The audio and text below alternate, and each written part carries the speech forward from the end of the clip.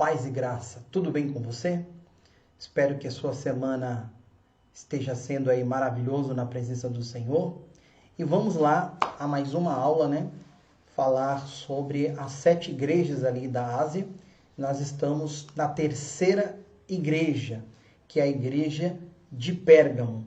Então nós temos bastante conteúdo, né, no dia de hoje. Então vamos aproveitar o máximo possível do tempo para poder, para que eu possa passar todo o conteúdo para os irmãos e para as irmãs. Tá bom? Então, abra sua Bíblia lá no livro de Apocalipse, capítulo de número 2, o versículo do número 12 ao versículo de número 17. Nós vamos fazer a leitura. E ao anjo da igreja que está em Pérgamo, escreve: isto diz aquele que tem a espada aguda de 2 fios. Eu sei as tuas obras, e onde habitas, que é onde está o trono de Satanás, e retens o meu nome, e não negaste a minha fé, ainda nos dias de Antipas, minha fiel testemunha, o qual foi morto entre vós, onde Satanás habita. Mas poucas coisas tenho contra ti, porque tens lá os que seguem a doutrina de Balaão, o qual ensinava Balaque a lançar tropeço diante dos filhos de Israel, para que comessem dos sacrifícios da idolatria e se prostituíssem. Assim, tens também os que seguem a doutrina dos nicolaítas, o que eu aborreço. Arrepende-te, pois, quando não, em breve virei a ti, e contra eles batalharei com a espada da minha boca. Quem tem ouvidos, ouça o que o Espírito diz às igrejas. Ao que vencer, darei eu a comer do maná escondido, e dar-lhe-ei uma pedra branca, e na pedra um novo nome escrito, o qual ninguém conhece, senão aquele que o recebe. Amém? Nós vamos fazer aqui uma introdução, falando sobre Pérgamo, né? A cidade de Pérgamo, ela tem a sua tradução, o seu significado da palavra é fortaleza, alto, elevado. Mas também há algumas contradições, dizendo que Pérgamo pode ser casado, né? Por causa que ela se uniu ao Império Romano, ali, isso já dentro de uma interpretação mais histórica, tá ok? Então, vamos aqui trazer algumas imagens, uma síntese, né? Fazer uma pequena síntese sobre a igreja de Pérgamo, a cidade de Pérgamo, e eu já volto já. Carta à igreja de Pérgamo, Apocalipse 2, versículo 12 ao 17. Pérgamo é fortaleza. Pérgamo significa cidadela. Ela estava localizada no cume de uma montanha, conhecido por seus muitos templos pagãos e uma grande biblioteca com cerca de 200 mil rolos. A palavra pergaminho é em referência aos livros de Pérgamo. Interpretação literal: igreja. Pérgamo, pastor. Antipas, elogio. Mantém a fé em Cristo. Instrução ou exortação. Arrependimento da idolatria e imoralidade. Promessa, um maná e um novo nome. Antipas era o provável pastor da igreja. Foi queimado no ventre de um bezerro de latão, aquecido até ficar incandescente. Interpretação literal ainda: espada de 2 gumes ou espada da minha boca.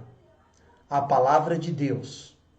Trono de Satanás, ou onde Satanás habita, altar de idolatria e templos pagãos. Doutrina de Balaão, comidas sacrificadas a ídolos e prostituição. Números 25, 1 e 2 e 31, 16. Nicolaítas, falsos sacerdotes que pregavam liberdade aceitando o pecado na igreja. Maná escondido, porção guardada na Arca da Aliança. Pedrinha branca. Nos julgamentos era entregue uma pedra branca quando o réu era absolvido. Também uma referência ao Urim e Tumim, que os sacerdotes usavam para consultar a Deus. Novo nome, nova identidade, nova vida celestial. Interpretação histórica. Pérgamo representa a Igreja Imperial, no período de 313 a 590 d.C., com a união da Igreja e o Estado. O terceiro período do cristianismo, quando o Império Romano estabelece um Papa para liderar todas as igrejas. Interpretação histórica ainda. Pérgamo instituiu o primeiro culto de adoração ao imperador vivo, em 29 a.C. Construiu o grandioso altar de Zeus, por isso é referida como o lugar onde Satanás tem o seu trono. Na Idade Média, a Igreja esteve unida ao Estado romano e seus interesses. Nesse período, muitas falsas doutrinas invadiram o cristianismo, como a veneração de santos e relíquias, o purgatório e a divinização de Maria. Interpretação moral. Igreja licenciosa, liberal e permissiva, aceitando tudo dentro da igreja para agradar as pessoas. Busca de crescimento a qualquer preço. Interpretação moral ainda.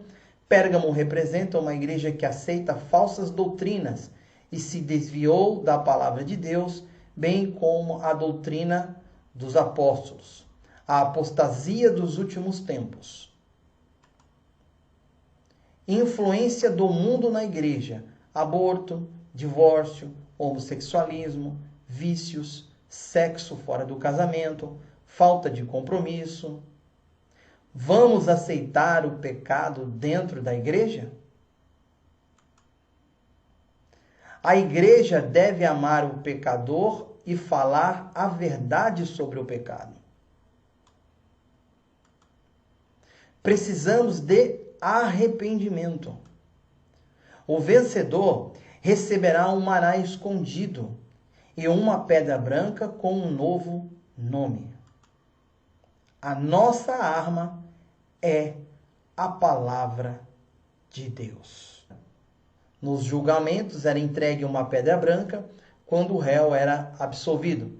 Também uma referência ao Urim e Tumim, que os sacerdotes usavam para consultar a Deus. Novo nome, nova identidade, nova vida celestial. Interpretação histórica. Pérgamo representa a Igreja Imperial, no período de 313 a 590 d.C., com a união da Igreja e o Estado. O terceiro período do cristianismo, quando o Império Romano estabelece um Papa para liderar todas as igrejas. Interpretação histórica ainda. Pérgamo instituiu o primeiro culto de adoração ao imperador vivo, em 29 a.C. Construiu o grandioso altar de Zeus, por isso é referida como o lugar onde Satanás tem o seu trono. Na Idade Média, a igreja esteve unida ao Estado romano e seus interesses. Nesse período, muitas falsas doutrinas invadiram o cristianismo, como a veneração de santos e relíquias, o purgatório e a divinização de Maria. Interpretação moral. Igreja licenciosa, liberal e permissiva, aceitando tudo dentro da igreja para agradar as pessoas. Busca de crescimento a qualquer preço. Interpretação moral ainda. Pérgamo representa uma igreja que aceita falsas doutrinas e se desviou da palavra de Deus, bem como a doutrina dos apóstolos. A apostasia dos últimos tempos. Influência do mundo na igreja. Aborto, divórcio, homossexualismo, vícios, sexo fora do casamento, falta de compromisso. Vamos aceitar o pecado dentro da igreja? A igreja deve amar o pecador e falar a verdade sobre o pecado. Precisamos de arrependimento. O vencedor receberá um maná escondido e uma pedra branca com um novo nome. A nossa arma é a palavra de Deus.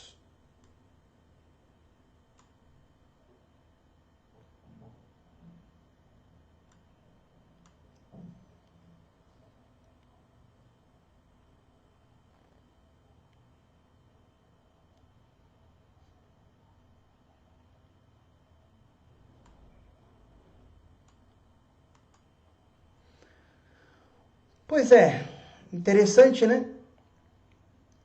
Temos bastante coisas aqui. Foi dado aí uma pequena síntese sobre a igreja.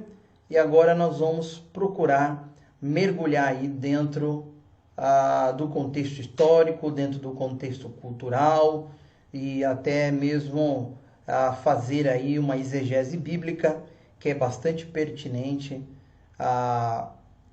das Sagradas Escrituras, né? Então vamos lá. Hoje, atualmente, a cidade de Pérgamo ela é conhecida como Bérgama, né? Bérgama está localizada aproximadamente a 25 quilômetros do Mar Egeu e ela não era um centro comercial tão importante como a cidade de Éfeso e a cidade de Esmirna. Mas o que tinha de grande importância na cidade de Pérgamo era a sua idolatria. A idolatria, ela era uma idolatria extremada. E tem um fato importante que se deu ali por volta de 230 a.C., quando eles venceram, né, ali as tribos celtas que tentaram tomar aquela região, e ali eles, através da vitória, né, eles colocaram os seus inimigos para correr, e ali eles entenderam ali que fora o Deus Zeus que fizera tudo isso por eles. Então eles erigiram ali, levantaram um grande altar ali na Acrópole, né? A Acrópole, só para os irmãos terem uma ideia, ela ficava mais ou menos a 300 metros acima ali do nível do mar. E normalmente as igrejas, as cidades naquela época, as acrópoles, os grandes templos, eles faziam no ponto mais alto, porque era o ponto o ponto que tinha mais dificuldade de acesso, né? Assim, numa possível invasão, assim, se o inimigo tentasse expoliar ali, tirar toda a riqueza da sua cidade. Então, eles fizeram ali um grande altar de sacrifício, tá? E é importante a gente dizer que eles faziam sacrifícios humanos. Eles pegavam ali pessoas e sacrificava diariamente, 24 horas por dia, 7 dias da semana. Ou seja, ininterruptamente, eles estavam ali sempre sacrificando vidas ali em gratidão a Zeus, né? E a idolatria ali tomava conta da cidade, né? Era uma cidade que vivia realmente mergulhada no pecado da idolatria. Havia também ali o templo de Atenas, o templo de Dionísio, e um que eu acho bastante interessante a gente salientar nesta ocasião ali também tinha adoração a Asclépio, ou como é mais conhecido, Esculápio, né? O deus que eles identificavam ali como chamado o deus da cura, o deus Esculápio, era simbolizado por uma serpente. E essa serpente, ela é um símbolo da medicina, né? Quem se forma em médico sabe que tem ali o símbolo da serpente, justamente por causa desse suposto deus, ali na cidade de Pérgamo, onde as pessoas adoravam ali Esculápio. Ali no templo, ali na região, no altar, ali onde faziam adoração a Esculápio, eles tinham ali alguns líderes religiosos que tinham uma função de médico também. E ali eles aconselhavam, né? Eles aconselhavam ali, fazia banhos terapêuticos, tinha lamas terapêuticas ali, tinha inúmeras coisas ali para poder dizer que Esculápio havia curado. Então, entendia-se também como um centro mundial também da medicina, né? Entendia também desta forma. Então, Esculápio foi ali um deus, né? Um deus minúsculo ali, óbvio, na cidade de Pérgamo, tá ok? Havia ali provavelmente uma grande presença judaica, né? Já no final ali do século II a.C. Segundo os historiadores, o monarca Eumenes II, entre o ano 197 e 159 depois de Cristo, foi o rei que contratou ali o bibliotecário ali de Alexandria, e para poder preparar e organizar a maior biblioteca do mundo. Então, o anseio da cidade de Pérgamo era ali construir a maior biblioteca do mundo. O versículo de número 12. E ao anjo da igreja que está em Pérgamo, escreve: isto diz aquele que tem a espada aguda de 2 gumes. Bom, o anjo, nós já falamos sobre isso, que provavelmente está se referindo ao pastor da igreja, né? E também agora é escrita a esse anjo ali na cidade de Pérgamo, né? Isto diz aquele, e agora vem interessante aqui, aquele que tem a espada aguda de 2 fios ou de 2 gumes.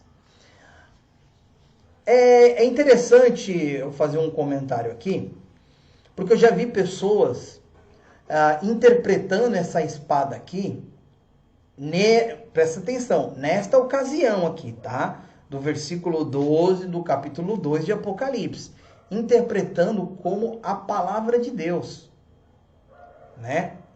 A espada, ela simboliza sim a palavra de Deus, mas não aqui nesse texto. Aqui este texto, o sentido é outro, tá bom? Então, para poder explicar isso daí, eu preciso entrar dentro de um contexto linguístico e cultural daquela época, né? Então, é importante a gente aqui frisar a diferença dessas espadas, né? Nós temos aqui a Mahaira, né? E a Ronfaia. A Mahaira é como se fosse um facão, né? Era uma espada pequena, vamos dizer assim, utilizadas para cortes precisos e até mesmo cirúrgicos. Pedro, quando ele cortou a orelha ali de Malco com a espada, lá em Mateus 26, 51, Marcos 14, 47, Lucas 22, 49 a 51, em João 18, 10, 11, relata ali este episódio. Ele estava ali com uma Mahaira. Por quê? Porque ela era menor, então você tinha mais precisão ali para poder atacar, vamos dizer assim, uma pessoa. Mas a Mahaira, ela não tinha essa função específica de atacar, mas sim ela tinha a função de ser precisa. É como se fosse uma faca grande para poder ter precisão. E ali, quando o Pedro cortou a orelha de Malco, né, Cristo foi lá, pegou a orelha dele e colocou no lugar. E é como se Cristo estivesse falando assim, a minha palavra, Pedro, não é para matar. A minha palavra é para poder penetrar de forma precisa, né? Penetrar na alma, na divisão dos ossos, das medulas, como diz lá em Hebreus, né? Então, Hebreus 4:12. Então, era como se Cristo estivesse falando, ó, essa espada aí, que simboliza até a minha palavra, não é para matar ninguém. Não é para deixar ninguém manco, não é para deixar ninguém coxembo, né? Mas é para poder fazer cortes cirúrgicos. Olha só que interessante, né? Então, a Mahaira, ela tinha essa função. Também nós encontramos também na Bíblia falando que é a espada do Espírito. Por exemplo, lá em Efésios 6:17, lá é a Mahaira. É uma espada de alta precisão, de corte cirúrgico, né? Aonde Deus vai ali e opera no coração do homem. Simboliza a palavra de Deus, aí sim. Porque a palavra de Deus, ela é viva e eficaz, né? Como diz lá em Hebreus 4:12. Agora, se nós formos falar da segunda espada, que é a Ronfaia é o que está aqui no texto, né? De Apocalipse 2:12, também em 2:16, e se eu não me engano, no capítulo 1:16 também, né? E quando fala aqui, nesta ocasião, que tem a espada de dois gumes, ele está falando da Ronfaia. Então, alguns intérpretes aí, ou até mesmo pregadores da palavra, eles dizem que é a palavra de Deus, mas não é. Aqui no caso é uma espada que traz juízo, ela traz sentença de juízo, tá ok? Por exemplo, aquela passagem muito conhecida lá em Apocalipse 19:15, aonde o cavaleiro vem com seu cavalo sobre as nuvens, né? E saindo da sua boca uma espada aguda de dois gumes, ali é um juízo eminente da volta de Cristo, né? Cristo voltando nos ares e ali com a sua espada saindo da sua boca. Ali é Ronfaia, não é Mahaira, né? Ali é Ronfaia, juízo. Então, temos aqui Apocalipse 1:16, Apocalipse 2:12 e o versículo 16, e Apocalipse 19:15 é Ronfaia, é sentença de juízo, tá bom? Então ele diz, eu venho com essa espada de dois gumes, tá bom? E aí ele está falando ali para o anjo da igreja. E ali ele continua, conheço as tuas obras, né? Conheço as tuas obras e onde habitas, que é onde está o trono de Satanás. E retens o meu nome, né? Você retens o meu nome e não negaste a minha fé. Ainda nos dias de Antipas, minha fiel testemunha, qual foi morto entre vós, onde Satanás habita. Olha que interessante. É frisado aqui 2 vezes no texto que é onde que Satanás habita. Você já pensou você pregar o evangelho, falar do amor de Deus aonde Satanás habita? Que peso, que responsabilidade, né? Nós sabemos que o mundo presente jaz no maligno, né? E nós somos os luzeiros deste mundo, né? Somos luz deste mundo. Porém, aqui o próprio Cristo diz, olha, aí é onde vocês retém a fé, é onde Satanás habita. E é muito difícil a gente falar sobre o que Jesus estava querendo se referir, né? Há várias possibilidades, inúmeras possibilidades, para a gente poder tentar identificar aí aonde que é que Satanás, o que significava ali a habitação de Satanás, né? Minha fiel testemunha, o qual foi morto entre vós, onde Satanás habita. Quem morreu? Antipas. Antipas foi morto, tá? Muitos historiadores dizem que Antipas foi o pastor daquela igreja, tá? Mas nós não conseguimos ter certeza disso. Nós não temos certeza disso, tá? Alguns dizem que sim, outros dizem que não. Na verdade, nós não temos nada, como eu posso dizer assim, nós não temos nenhuma comprovação documental, vamos dizer assim, tá ok? Para poder realmente afirmar que Antipas foi a testemunha fiel. Ora, o mais importante aqui é que Jesus lembrou dele, né? Pode-se passar uma vida inteira aqui nesta terra, mas o mais importante é que Antipas, ele foi lembrado pelo Senhor Jesus. Ele não foi esquecido pelo Senhor, né? Nós não temos relatos históricos sobre Antipas, mas o próprio Cristo testemunhou a respeito dele e disse para ele, tu és minha fiel testemunha, assim como Cristo é a fiel testemunha, né? Ao qual foi morto entre vós. Mas vamos tentar descobrir aí o que é o trono de Satanás, tá bom? O trono de Satanás, essa expressão é muito difícil de compreender o seu real significado.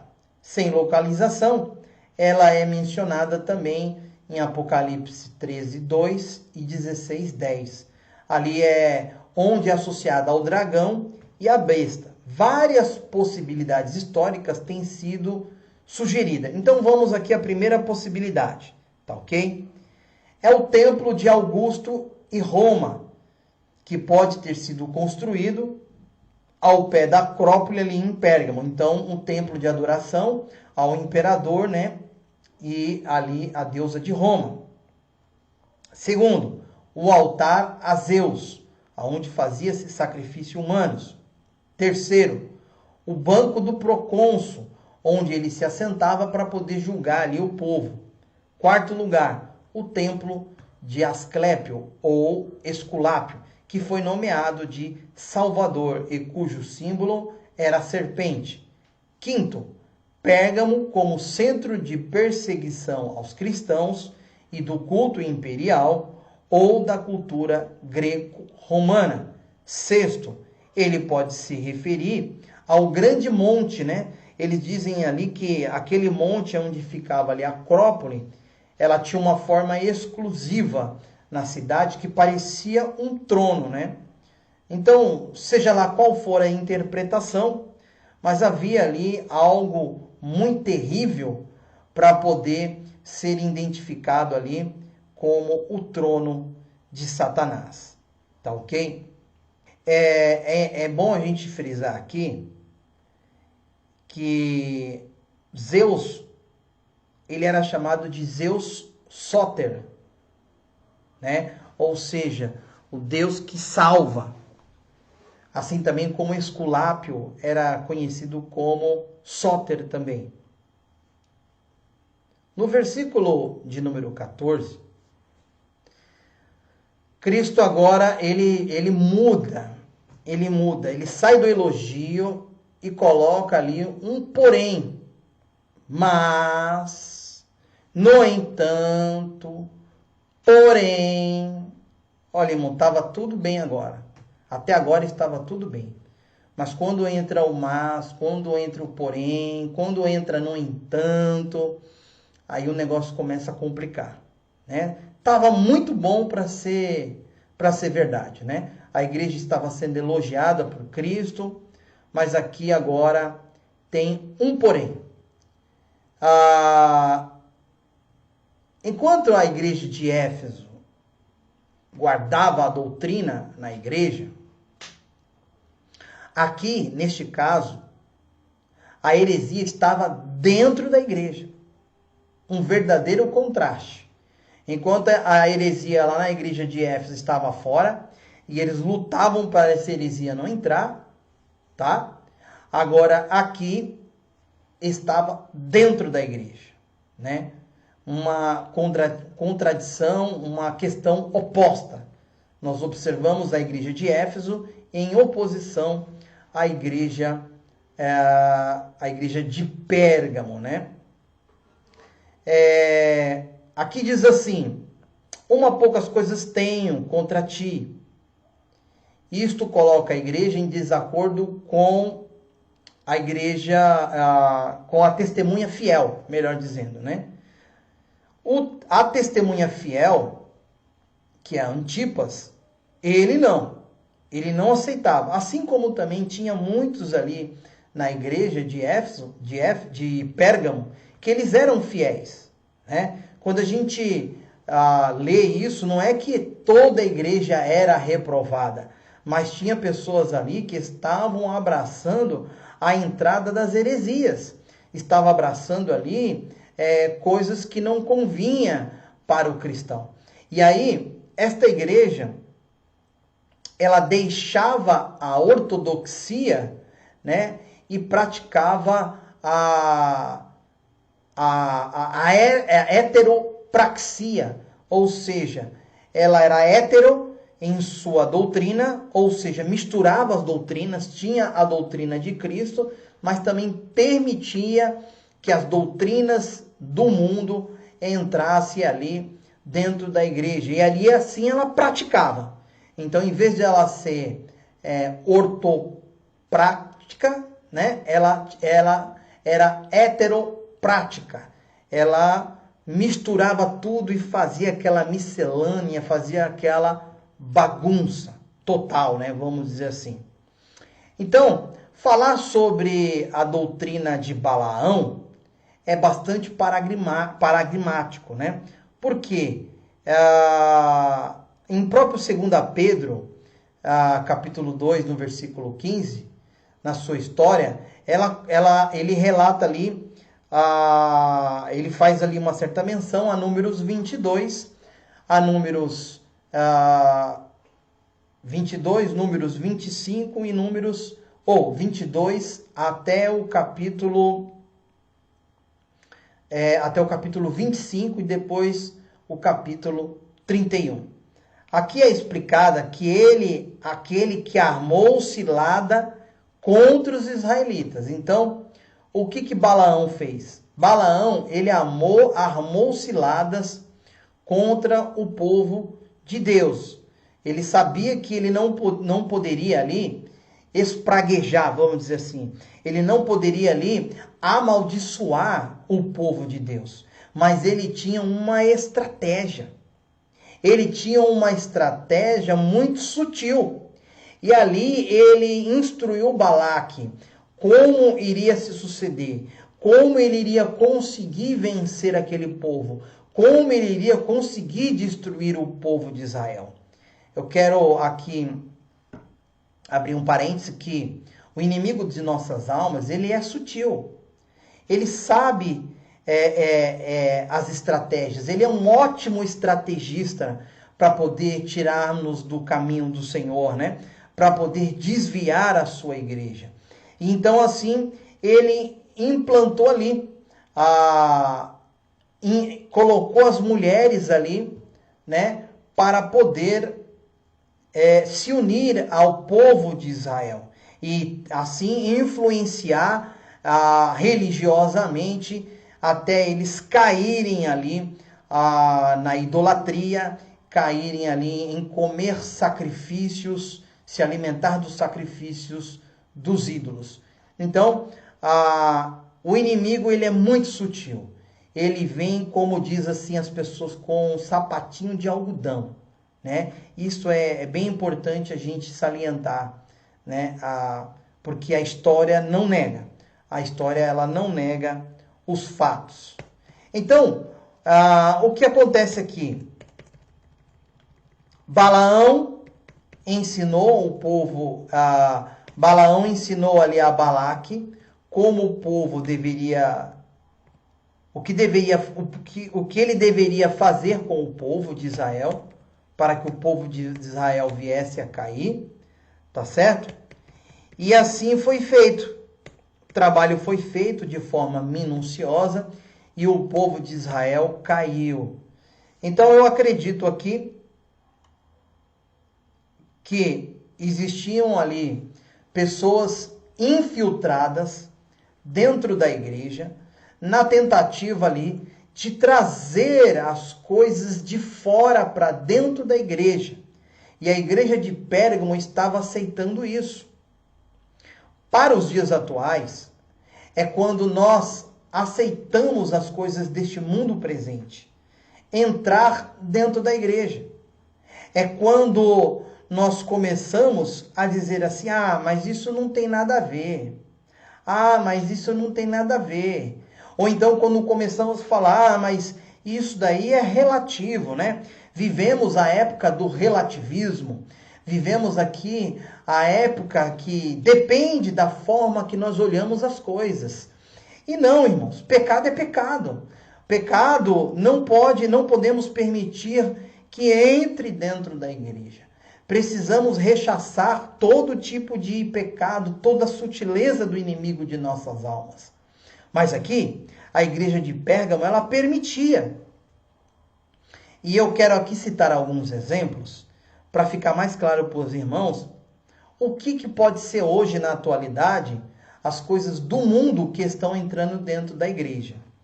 O casamento homoafetivo. Ela é uma das coisas que vem entrando dentro da igreja. Parece isso um absurdo que eu estou falando, mas existe algumas igrejas, sim, que aderem ao casamento homoafetivo. Existe igrejas até de homossexualidade, como é dito, né? Porque quando você fala homossexualismo, eles dizem que esse ismo é de doença, né? E a homossexualidade não é doença. Na minha concepção, eu digo que homossexualismo e homossexualidade, para mim, não faz diferença nenhuma. São atos e são práticas abomináveis diante do Senhor. Agora, o que nós precisamos deixar bem claro, que nós amamos as almas, nós amamos as pessoas. Cristo ama, né, a pessoa, mas Cristo abomina a prática da pessoa. Nós precisamos fazer esta distinção. Quando nós não aceitamos a prática do homossexualismo, nós não estamos indo contra a pessoa, mas nós estamos indo contra a prática da pessoa. E se nós somos julgados por isso, então não somos nós que somos julgados, mas sim a palavra de Deus. Porque a palavra de Deus é que vai contra essas coisas, e não eu. Ora, se a palavra de Deus ela é a minha bússola de vida, eu não posso concordar com aquilo que o mundo está dizendo que é politicamente correto, né?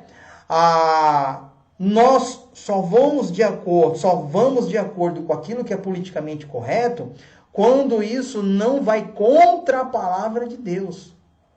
Não precisamos fazer nenhum tipo de releitura das Sagradas Escrituras. As Escrituras ela é bem clara. As Escrituras ela é bem enfática com relação a tais práticas. Nós sim, queremos sim as pessoas que estão querendo se libertar, que estão querendo sair deste mundo. A porta da igreja ela está aberta para essa pessoa, entendeu? Para nós podermos apresentar para ela Cristo, o Salvador da igreja, o Salvador deste mundo, tá certo? Então aqui de forma sucinta, eu estou aqui dando um exemplo. Mas, irmãos, temos diversos exemplos. Tá bom? Eu posso citar aqui um exemplo, tá certo? Que é a bebida alcoólica, né? A bebida alcoólica é uma prática e é uma cultura do mundo presente, né? E a igreja, ela não tem o hábito de beber. A igreja, ela não bebe, mas existem muitas igrejas hoje, na atualidade, para poder fazer esse pacto social, né? Eles bebem, né? Os membros de sua igreja bebem. Tem pastores hoje que tem até como é que chama? Eu até agora me esqueci. Eles têm um quarto com garrafas de vinhos ali, antigos. Pastores até conhecidos hoje, né? Na sociedade. No contexto brasileiro, eu estou dizendo, né? Não estou falando de fora, não. Estou falando dentro do contexto brasileiro, né? Eles têm ali a sua sala ali reservada, onde eles têm vinhos ali envelhecido há não sei quantos anos e tal. Eu não entendo dessas coisas. Mas são práticas do mundo que vêm adentrando a igreja, né? Assim como as baladas gospels e muitas outras coisas mais. Tá ok? Então vamos lá. Vamos prosseguir aqui. Comida sacrificada a ídolos, poderia se referir aqui a fazer refeições no templo, aceitar a refeição distribuída em alguns festivais, idólatras ali, a igreja pega e participava também, né? Comprada no mercado, também poderia ser comidas compradas no mercado. A imoralidade também sexual que possui significados literais e metafóricos na histórica, de acordo com Baal Peor, ali em Números 25. Os israelitas tiveram atividade sexual também imoral com as mulheres estrangeiras, ali quando Balaão ensinou a Balaque a fazer o povo de Israel a cair, adoração a outros deuses. Provavelmente essa adoração incluía os alimentos ali consagrados, uma alimentação consagrada. Então aqui no versículo de número 15, assim tens também os que seguem a doutrina dos nicolaítas, o que eu aborreço. Doutrinas dos nicolaítas, nós já falamos na outra carta, né, na carta de Esmirna, nós mencionamos sobre os nicolaítas. E aqui na igreja de Pérgamo, ele aborrece a sua doutrina. Eu acho bem interessante aqui que a doutrina dos nicolaítas, né, vamos assim dizer aqui, numa melhor compreensão do texto, os nicolaítas, a doutrina dos nicolaítas, estavam aborrecendo a Cristo, né? Estava aborrecendo a Cristo. Já lá em Éfeso era diferente. A igreja que aborrecia os nicolaítas. Está lá em Apocalipse 2:6, quando se refere ali à igreja de Éfeso. Olha só a inversão. Enquanto que a igreja de Éfeso aborrecia, a própria igreja, ela ia contra, enfaticamente, a doutrina dos nicolaítas, aqui os nicolaítas que estavam aborrecendo a Cristo, né? Aqui então há uma inversão de valores muito grande dentro desse contexto. Arrepende-te, Cristo diz, pois quando não, em breve virei e a ti e contra eles batalharei com espada da minha boca. Cristo diz aqui, olha, eu não venho só contra o mundo presente, eu venho também contra ti. Se você não tiver também no caminho certo, se você, igreja, também não estiver caminhando conforme tem que caminhar, a minha sentença de juízo é para os dois. É tanto para a igreja que anda fora dos caminhos do Senhor, quanto para o mundo. E venho com a espada da minha boca, eu venho aqui com a ronfaia, que é a espada que traz juízo. Tá bom? Então, nós encontramos aqui, em diversos textos, só que para poder acrescentar aqui, o símbolo da espada, né? A espada, ela é a palavra de Deus, como nós já mencionamos lá em Efésios 6,17. Também em 2 Tessalonicenses 2,8, ela é chamada exatamente o assopro da sua boca, tá? É muito interessante isso. Lá em Tiago 1, do 23 ao 25, diz que a palavra ela serve como espelho revelador, ela revela o poder de Deus. Em Lucas 8:11, em João 15:3, ela diz que a palavra de Deus ela é semente, e a semente ela é um gerador, ela gera nova vida, tá ok? A palavra de Deus ela é água, poder purificador, Efésios 5:26. A palavra de Deus ela é lâmpada e pode nos iluminar, como em Salmo 119, verso 105. Em 2 Pedro 1,19 também fala. Ela é também martelo que esmiuça a penha, né? Ela pode esmiuçar, como diz ali em Jeremias capítulo 23, versículo 29. Ela é ouro, a palavra de Deus ela é ouro e ela também nos veste. Ela é também vestimenta e pode nos enriquecer. Ela nos enriquece. Tá ok? Também lá em Salmos 19 fala, Salmos 19:10 e Apocalipse 3:17. A palavra de Deus ela é leite, ela é carne, ela é pão, ela é mel e muitas outras coisas. E pode nos alimentar, ela é um alimento, ela é nutritiva em nossas vidas. Também em Salmos 19:10 também fala isso. Jeremias 15:16, Mateus 4:4 e 1 Pedro 2:2. Espada, ela é o poder para a batalha. E ela agora aqui, como eu disse, ela serve para cortar, ela serve para dividir e ela serve para a sentença de juízo, né? Como lá em Apocalipse 19:15, que eu já mencionei, em Apocalipse 2:15 e Apocalipse 2:12 e Apocalipse também 1:16. E agora nós temos aqui uma bela promessa de Jesus.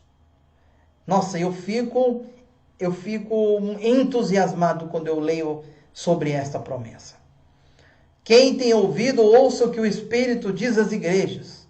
Ao que vencer, darei eu a comer do maná escondido, e dar-lhe-ei uma pedra branca, uma pedra em um novo nome escrito, ao qual ninguém conhece, senão aquele que o recebe.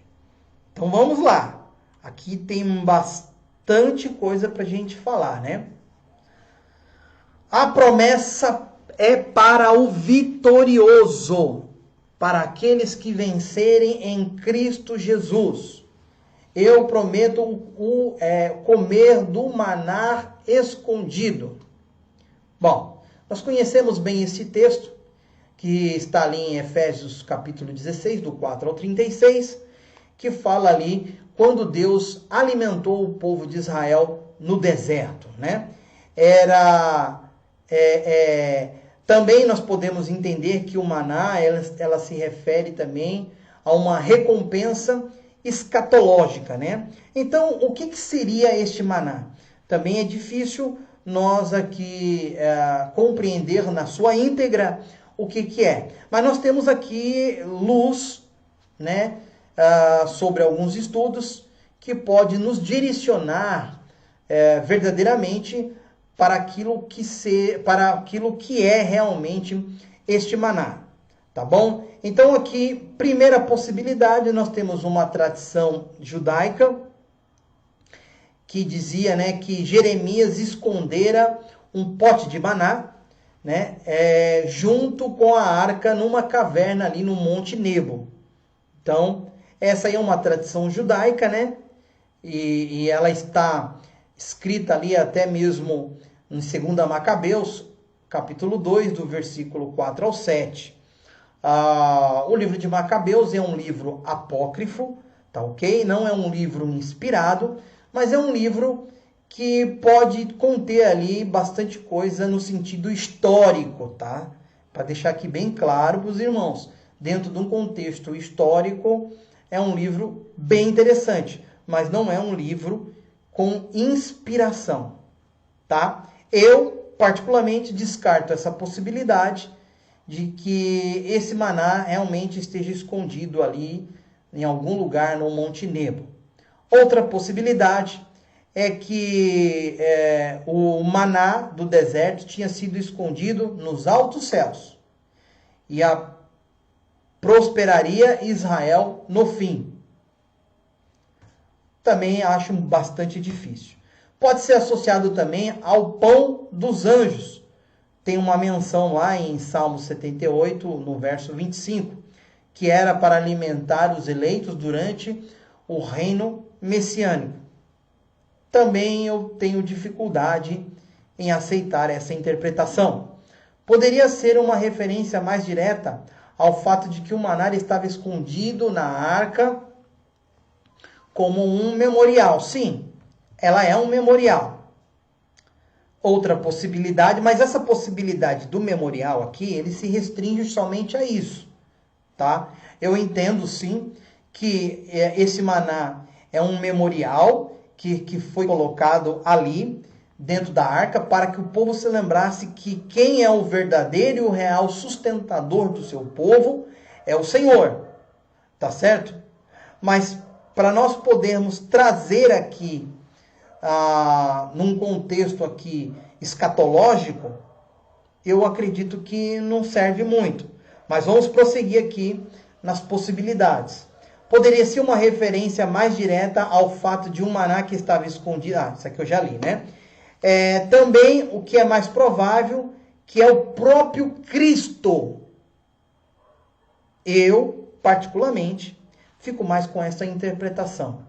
Porque Cristo é o pão vivo que desceu do céu, né? E na plenitude dos tempos, nós teremos Ele, nós teremos a sua presença e nós viveremos eternamente com Cristo.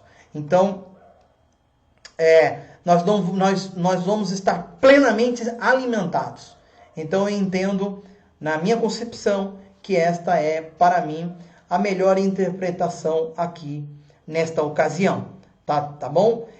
Qualquer que seja a referência específica do que é esse maná, é mais provável que realmente seja o próprio Cristo. Mas, qual é a comparação que está sendo feita aqui no texto?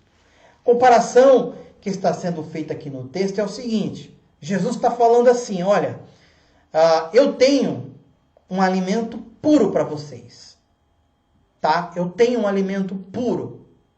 Só que vocês têm se alimentado com os manjares dos ídolos. Vocês têm comido aí qualquer coisa. Vocês têm jogado para dentro aquilo que não presta. Mas eu tenho o verdadeiro alimento. Eu tenho um pão que caiu do céu. Eu tenho um pão vivo para as vossas vidas. Tá bom, igreja de Pérgamo? Deixa para lá isso daí. Mas se alimente do pão verdadeiro.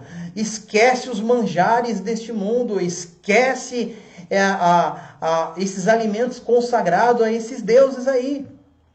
Então, Cristo, nas entrelinhas do texto, está falando isso para a sua igreja. Nós não podemos nos alimentar dos manjares deste mundo. Deixemos-nos os manjares para lá. E vamos ter o alimento puro, o alimento verdadeiro, o pão vivo que desceu do céu. E aí, o próprio Cristo, ele diz: eu vou dar para vocês dar-lhe-ei uma pedra branca. E agora, entramos aqui também em algo bastante complexo, em compreender aqui o que é esta pedra branca. Existem 5 possibilidades. Nós vamos estar falando aqui sobre elas, tá ok? A primeira possibilidade: conferir a pedra branca a um homem que sofrera processo e era absolvido. Então, quando o juiz ali o absolvia, ele dava uma pedra branca para quando ele fosse para outro lugar, as pessoas sabiam que ele não era um condenado. É uma possibilidade. Sim, é uma possibilidade. Segundo, era também concedida a escravos libertos. Os escravos que eram libertos recebiam ali a sua alforria, eles recebiam essa pedra branca para poder dizer que ele era livre. Terceira possibilidade é que esta pedra branca ela era conferida ao vencedor de corridas e de lutas, como prova de haver vencido o seu opositor. Então ali era dado para ele uma pedrinha, né, branca. Sempre que este competidor conseguia vencer, ouvia dizer: correu de tal maneira, né, que alcançou, como está lá em 1 Coríntios 9, 24. Isso podia significar tanto uma coroa de louro, quanto uma pedrinha também branca. Outra possibilidade dentro da cultura deles é que era a pedra da amizade, né? Então, quando havia ali duas famílias que tinham ali uma relação muito próxima e por algum motivo eles se separavam, né? Ali eles quebravam uma pedra branca e num futuro longínquo, quando se possivelmente eles se encontrassem, ali eles juntavam as pedras e a amizade ali continuava forte, se fortalecia e dava-se continuidade, tá? Também é uma prática também naquele tempo. Outra possibilidade também era conferida ao guerreiro quando de volta da batalha e da vitória sobre o inimigo. Esta forma de interpretar o texto, ela se coaduna bem mais com a tese principal, tá? Esse é o meu ponto de vista. Nessa passagem, a pedra branca será entregue ao vencedor do inimigo de Deus, né? E dos homens e do diabo. Então, para mim, esta última interpretação é a interpretação dos guerreiros, né, no caso aqui, que vencem a batalha e ali lhe é conferida uma pedrinha branca e é dado ali essa pedrinha branca. E dentro dessa pedrinha branca vai estar escrito algo ali e ninguém conhece senão aquele que o recebe. O que isso daí significa? Alguns dizem ali que terá um novo nome de Cristo e tal, mas dentro da minha concepção, como Deus é um Deus na história de Israel, ele muda o nome do povo de Israel, né? Como Abrão para Abraão, Sara para Sarai e assim por diante, né?